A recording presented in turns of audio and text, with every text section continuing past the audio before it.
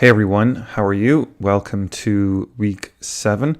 We're talking about interest group politics this week, and between you and me, I think this is one of the more interesting topics.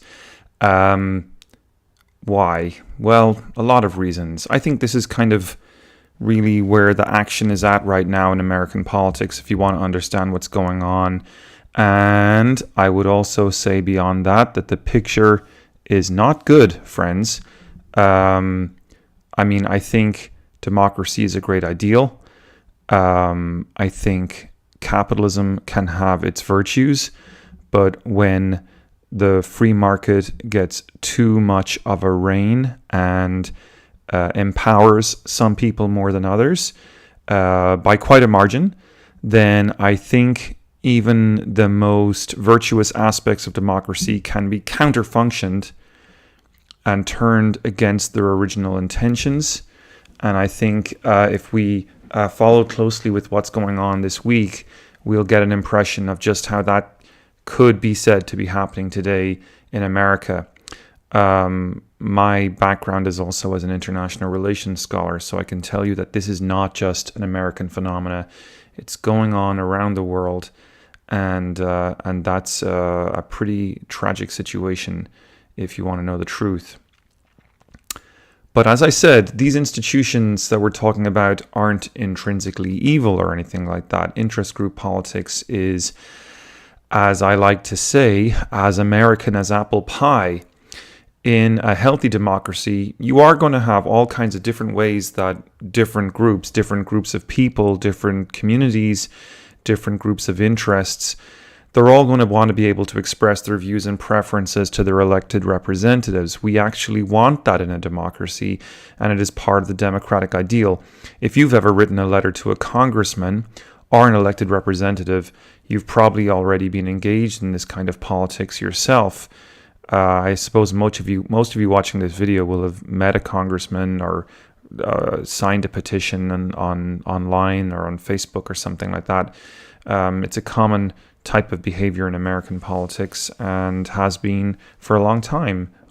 Even before Facebook, way back hundreds of years ago, people wrote petitions and engaged in politics as an interest group. So clearly this is part of the American political tradition. That said, I think interest groups are playing a larger role in American politics than they have before.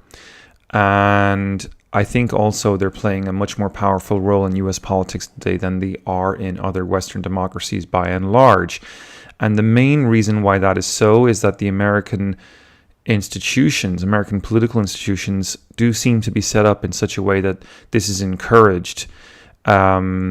The U.S. Constitution, because of its separation of power, creates a government that provides a lot of different access points for lobbyists to sort of do their stuff, right? I mean, there's, in Ireland or in Britain, there's only so many places where a lobby could make a difference, right? Usually that's associated with Parliament. But because of the federal government system, we have local politicians, we have state level politicians, we have the ability to elect judges as well, and that is a point of weakness in the system as well. So obviously these are kind of in some ways beneficial things to have directly elected representatives in as many different places as possible, but in each point where we have electoral politics in the US system, we have the need for those elected representatives to raise money. And the need for raising money means that lobbyists can bring their leverage to bear, right? Because they have the money that the elected politicians are going to need to be reelected. Now, interest group politics is big business in Washington. Legally, to work the halls of Congress as a lobbyist, one must register under the Lobbying Disclosure Act of 1995. The Center for Responsive Politics estimates that there were 12,633 registered lobbyists operating in Washington, D.C. in 2011. And that's up from 10,689 in 1998. So there's about a 2,000 or so increase there over the course of about 10 years, or just over that. And you might say, well, what's the big deal there? Well, actually, that number underestimates the amount of lobbyists that are in DC. You only need to register if you're formally making contact with politicians. And many people don't actually do that directly because of what we'll discuss later. There's actually a way of lobbying outside of DC. And so those people who do that don't have to register. And then there's other types of people that don't register. And it means that actually, if we look at the Northern Virginia area, I mean, a lot of people who make money, the big bucks, so to speak, in DC, are sort of coming from this background of being lobbyists. The Washington, D.C. community is full of lobbyists, and those lobbyists come from a large and diverse background. We have people in Washington, D.C. who work for powerful business associations such as the American Bankers Association. We have more narrowly conceived trade associations representing specific industries, such as the American Beekeepers Association, for example, or oil companies. So what I'm trying to draw there is a distinction between umbrella groups that represent a whole industry and narrow lobbyists that just work for like one group. We also have lobbyists from organizations that have millions of members, like the AFL-CIO, which is a coalition of unions, if you're not familiar with it. It's reasonably powerful, but it doesn't really have the leverage that some of these more large for-profit corporations and umbrella industry groups have. It includes public associations such as the National Governors Association, the National League of Cities. It also includes lobbyists hired by foreign governments, like the Israeli government, which has a very large and significantly powerful lobby. If ever you take my foreign policy class, we talk more in detail specifically about that lobby. There's an excellent book by John Mearsheimer and Stephen Walt called The Israel Lobby, which I recommend to you all if ever you're interested in how foreign policy, how foreign governments can leverage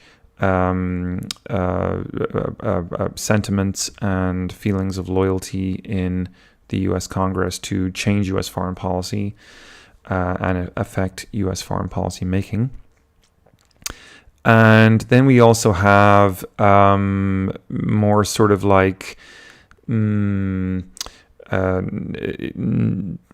professional type bodies that represent like classes of professional people, like doctors, for example, the AMA, the American Medical Association. And then we also have the AARP, the American Association of Retired Persons. And all of these are major spenders and really are sort of like top of the line, actually, in terms of lobbying. Now, the guy in the photo here is Casino Jack. That's Jack Abramov. He's one of the special focuses in our lecture today. And for this week, I'm going to have a documentary I want you guys to watch a little bit of this week before you take your quiz. And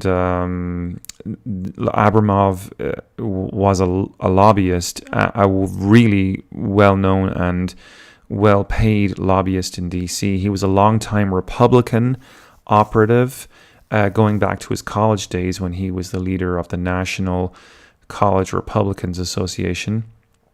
In January 2006, he was arrested and sentenced to 6 years in federal prison for fraud, bribery, and for not paying his taxes. Basically, he was selling his influence in government under false pretenses. What he had done was he had promised to help an Indian tribe by the name of the Louisiana Coushatas. And he said that he would, if they paid him money, that he would use that money to gain influence with the state government. And he didn't really do it. Instead, he pocketed the money and laundered the money. And when this was revealed, his detention and his arrest triggered a series of resignations of key Republican officials who had worked with him and who had extended an open door to him and his lobbying, including House Majority Leader Tom DeLay, who had actually accepted travel expenses from him in exchange for influence. And you might say, well, is that a problem? Well, actually, it's not allowed under House rules for a politician, a member of Congress, to accept money for travel from a lobbyist. Why? Because, a politician only makes so much money. A lobbyist has tons of money to throw around and could easily throw a lot of money around in the form of gifts. What if those gifts were to unduly influence the decision-making of the politician? So it's the appearance of impropriety that got Tom DeLay here in trouble. Who knows, at the end of the day, if Jack Abramov's gifts to him made a difference in his voting in Congress.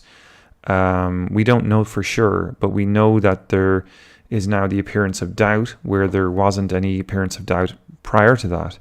In fact, what we do know is that Tom DeLay voted in Congress against the restriction of internet gambling.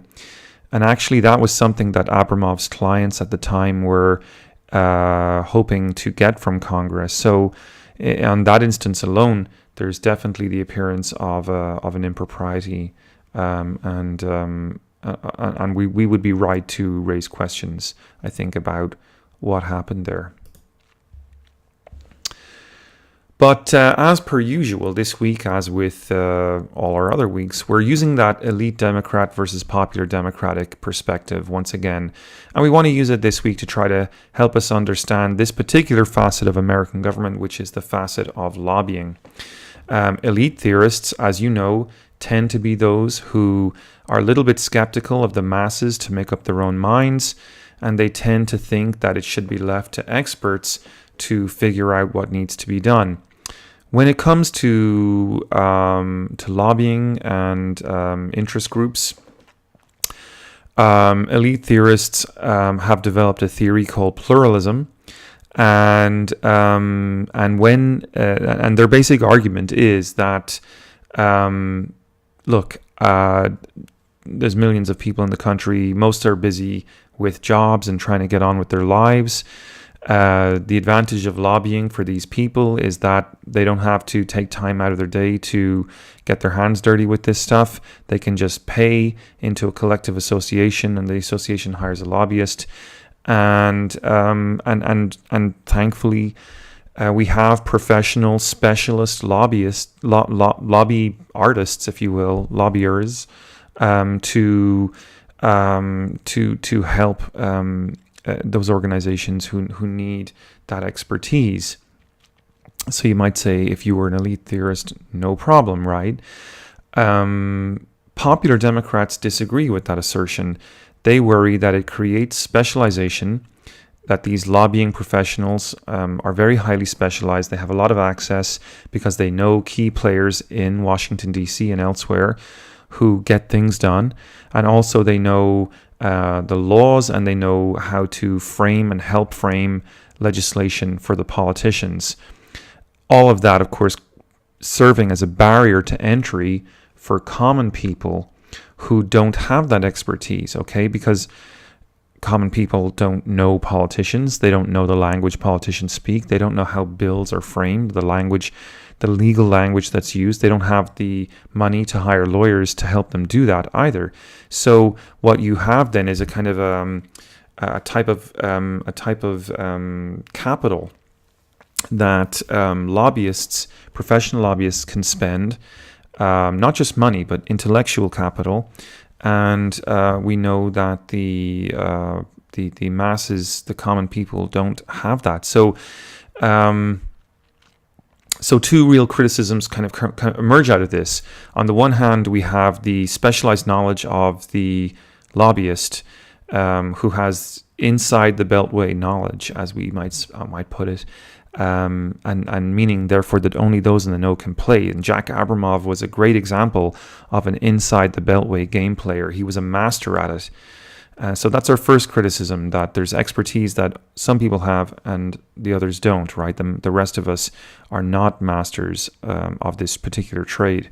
And then that second criticism that the popular Democrats have of the elite Democratic perspective here is that it takes money to play the game. Large corporations, large umbrella groups are going to have a lot of money to hire those talented specialists. And the talented specialists are not in it for charity. They're going to serve the highest bidder first. And that means that the wealthy people get the best pick of the crop, and they're going to have influence. Less wealthy people may not be able to afford lobbyists, or where they can, they may not be able to afford the good ones. So that really creates a disparity in terms of ability to engage in lobbying and to access this important facet of democratic life. Meaning that maybe that particular facet of democratic life is not as democratic as it appeared to be. So what's going on in this slide? The slide depicts a graph, spending on lobbying the federal government from 1998 to 2011. And you can see here how the numbers have been going up over the years. We have some minor drop-off there in 2010, 2011. But otherwise, the story is very consistent that over the last decade or so, we've had a huge increase in lobbying, the spending on lobbying, $3.3 billion. That's an unfathomable amount of money, really, when you think about it. So there's a lot of money in lobbying, and it's interesting, right? You know, we hear about people who complain about the government taxing us, and they say, "Wow, you know, the government's making money on taxes, and they're only using that money to line their own pockets. The government is getting rich from our taxes." But that's a myth, actually. In fact, nobody who works for the government gets rich. You can get rich working as a lobbyist, however, and you can get rich working for a company that contracts to the federal government. The real money is made not by being on the government payroll, but rather by being on a government contract as a private person or private enterprise. Lobbyists do really well here, and when we sort of hear of the great wealth accumulated in Washington, D.C. and in the homesteads of Northern Virginia, the three most expensive counties in the United States of America to buy property are actually all counties around Washington, D.C. So there's huge money in the city. It's not made by people working for the government. It's made by people who work for the federal government in the private sector. That's just something to keep in mind next time someone tells you that your tax dollars are going to pay government employees who are rich. Actually, your tax dollars are going to pay lobbyists and contractors.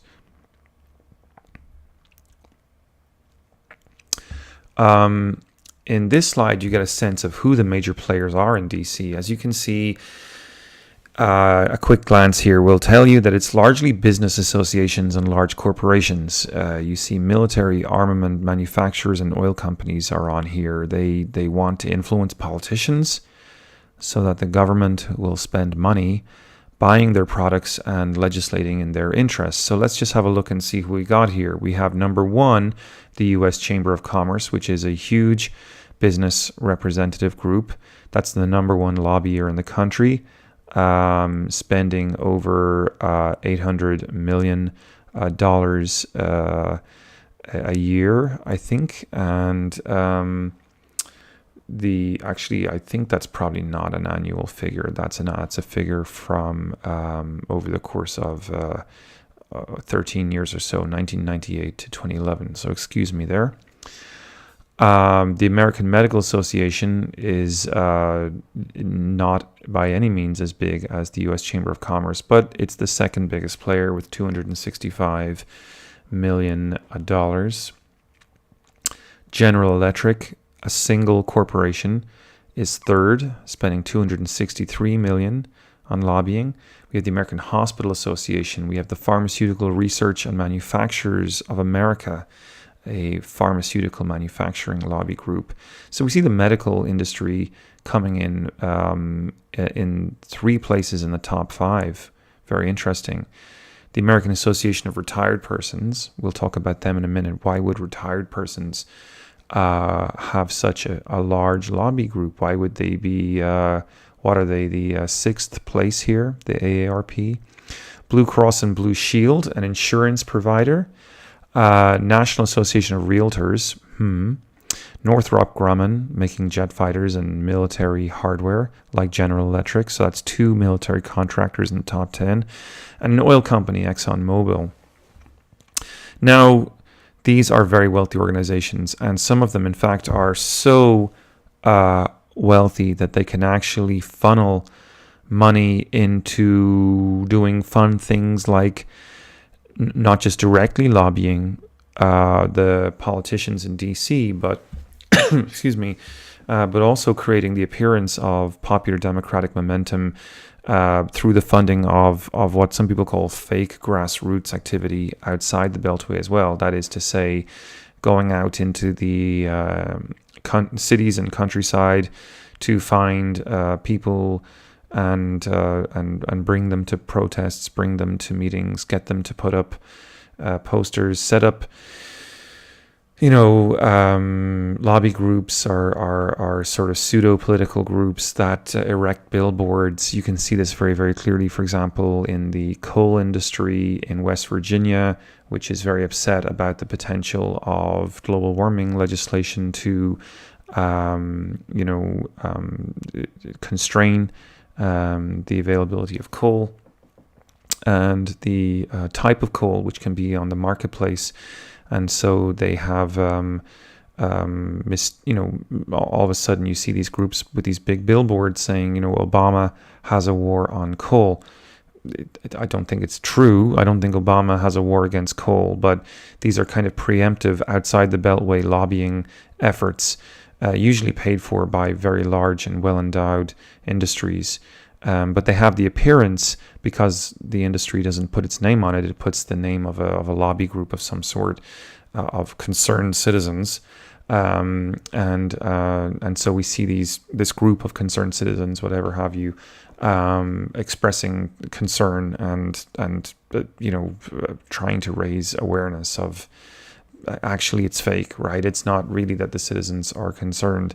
It's that the corporation is concerned and is trying to pass off the appearance of a popular democratic momentum for the kind of legislative situation that would be most suitable to their interests. Now, in this slide, we talk about, and we'll be talking about this for the next couple of slides, the class bias of the interest group system. The first group, we mentioned the elite theorists have a theory called pluralism. Pluralist theory says that the interest group system should work ideally as a kind of political marketplace. And what does that mean? It means that the virtues of lobbying as it's currently configured today inhere in the fact that it is a kind of marketplace in its own right, following the rules of the actual sort of economic marketplace by and large. And so let's discuss some of the features of this marketplace so that we understand what's meant by this term. The first is free competition. Most people do not want to participate directly in free decision making, or in decision making influence, as we've said already. However, just like consumers in the regular economy, they still have needs, right? They need representation to happen.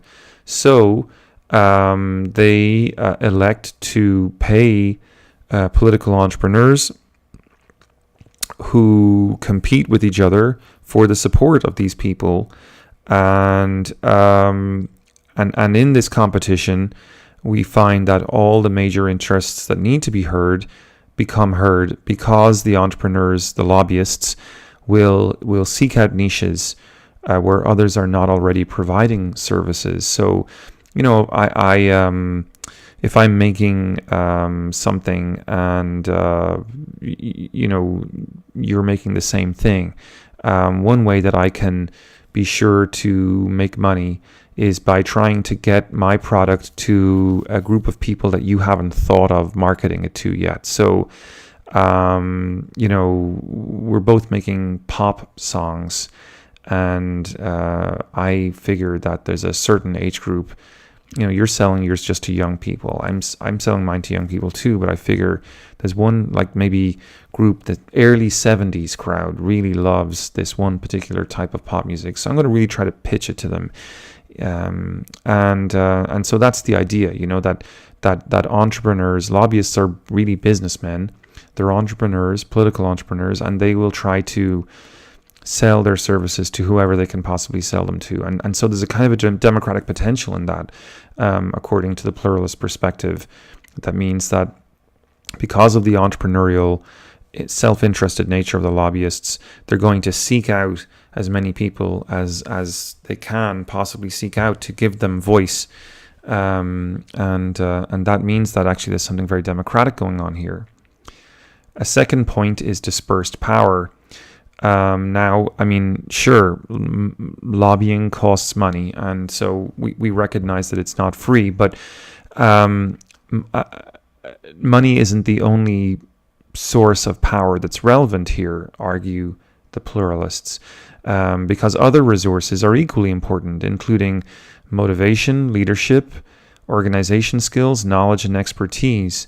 So elites who are influential in one issue arena tend not to be active in others, meaning that there is potential for other groups to gain access to the system, meaning that power is widely dispersed. It's not concentrated.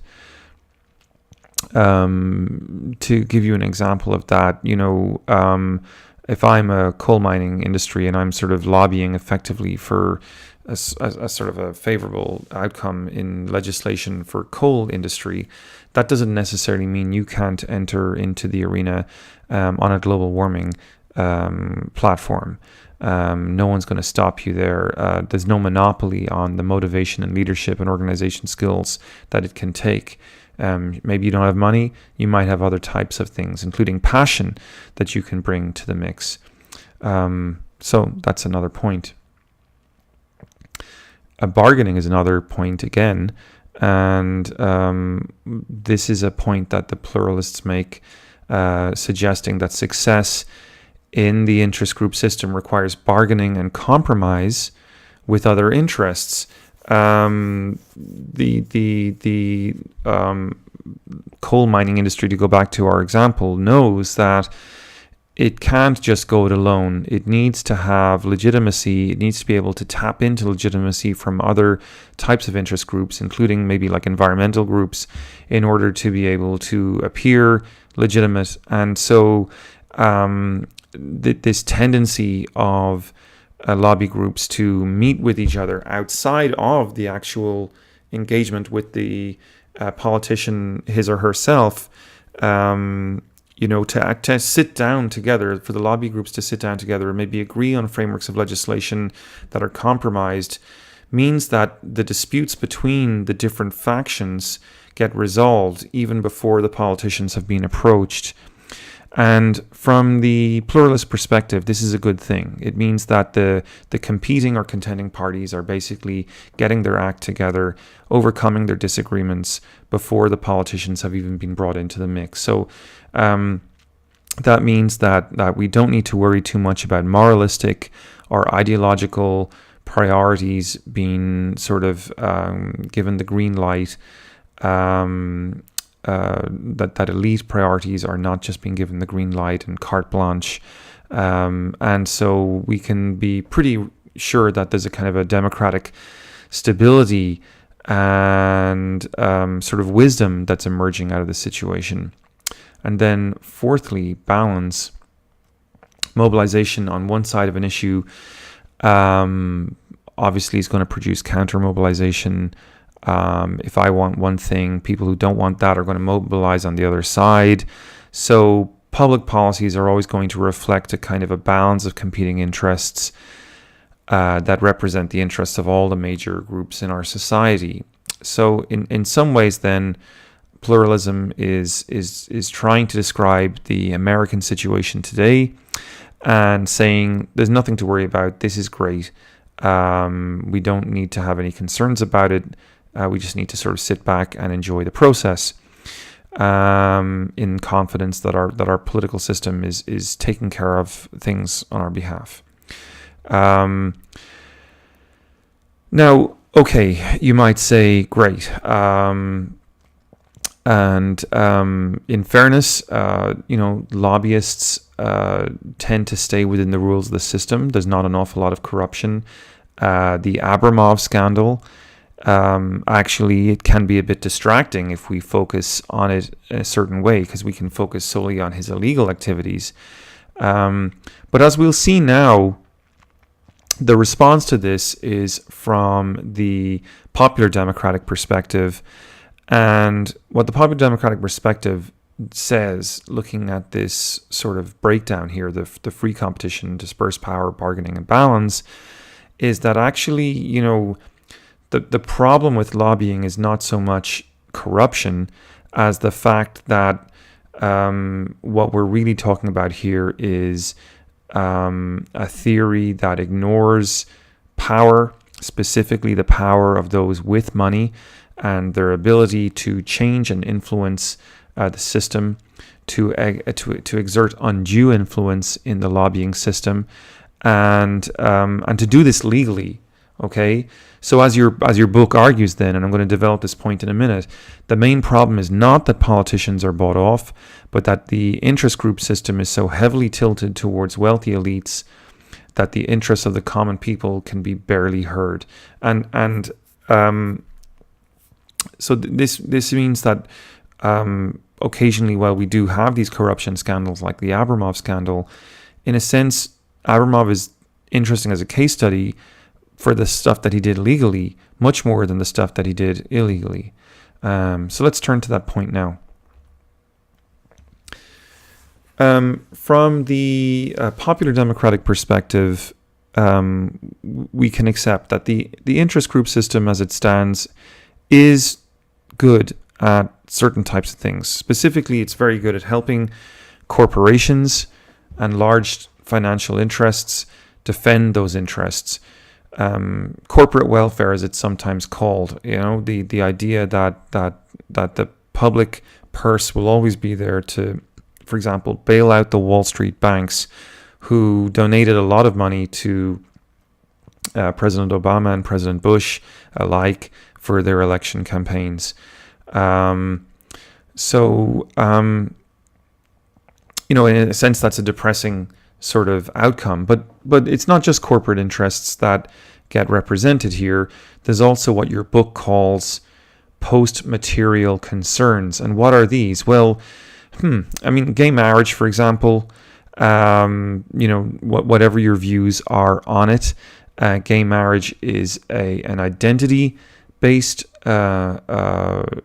struggle, and the book, I think, is on strong grounds here, calling that a post-material concern. It's a post-material concern because it's a concern that is not directly related to material struggle. Okay, material struggle being the struggle of, say, the left versus the right through the 19th century into the 20th century for financial equality, for economic equality. Now we're looking for status equality and identity equality. And some people don't agree with that, and some people do agree with it. But my point is not that we should or we shouldn't in this instance, but to simply identify that by focusing on the identity concerns, we're shifting focus away from important economic issues. Sometimes the issues, for example, faced by the poor who have no lobby group at all, as the book argues. The book says, in fact, that poor people are not well represented in the interest group system. The class bias of the interest group system is such that actually it starts to make sense that there's rising inequality, economic inequality in the United States. And we can see this in the fact that programs for those who need help the most, such as welfare, have actually been cut back a lot over the last decades, while at the same time spending on Social Security and veterans benefits have soared. So veterans are organized in a lobby group. They have their veteran affairs groups, and they can write letters to congressmen. They organize campaigns, and the congressmen respond to those campaigns by defending their interests on Capitol Hill. Similarly, Social Security for seniors and things like that get very, very much defended by organized lobby groups on Capitol Hill. The poor who have no money cannot afford to form a lobby group for themselves, and so their major interests, which are expressed through what we call welfare, tend to be subject to arbitrary cuts, and that's a real difference, between the different types of categories of people that are that we want to consider here, which leads us to a conclusion. And the book cites Schatzsnyder, who is a political theorist, arguing that the pluralist heavenly chorus sings with a strong upper-class accent. Those with their fingers on the triggers of lobbyists are those with money, and those who have the time to organize and to get their act together to affect change in Capitol Hill. Some people think that America is becoming a socialist country, but that is extremely doubtful if we take into consideration what we're talking about here about lobbying. In fact, the people who have the influence on Capitol Hill, who can influence the democratic levers of power, are those with money. Now, the book makes a couple of other interesting points here about relying on professionals and new technologies, and makes this point as a sort of a further cause for doubt in relation to the optimism of the elite theorists about pluralism. Interest groups, it's true, have shifted from relying on membership and numbers of members to relying on campaign technologies and public relations experts. In other words, to trying to influence people to sort of, we've all done it, click things on Facebook and sign petitions. That's becoming much more popular now, especially since about 2008, 2006. The technologies that interest groups use to influence the political process are increasingly sophisticated and more expensive. And they include everything from direct mail solicitations, using databases to figure out, who we should be sending the direct mails to sophisticated polling and focus groups to try to find out what message the masses will be most responsive to. Very much learning here from advertising. If you've watched the show Mad Men, you know that this kind of advertising was developed in the 50s. It's a great show. It's a great drama. A lot of romance and a lot of intrigue. But what I like about the show Mad Men is that you also learn a lot about the origins of marketing. So if you like a good show with a good bit of drama and a bit of history, you should watch Mad Men. It's definitely one of my favorite television programs. But yes, so we learn a lot about polling and focus groups and the power of focus groups to help advertisers hone in and develop language that appeals to people. So we have an awareness of the importance of data for advertising, and then we have all these new technologies like faxes, emails, websites, blogs, computerized telephone messages, all as technologies to get the message out to the masses. So that's very important, and you might say, great that this technology is coming along because it allows politicians to and lobbyists to be more effective in reaching out to people, and maybe that's a good point. But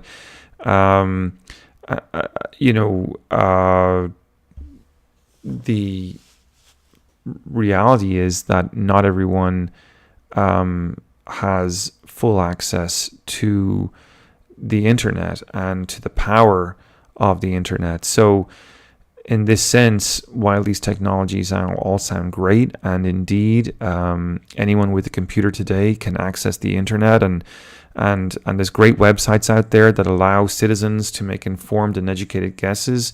The book cites a website, opensecrets.org, which seems really good if you want to find out where the money's going, where the lobbying money is flowing on Capitol Hill.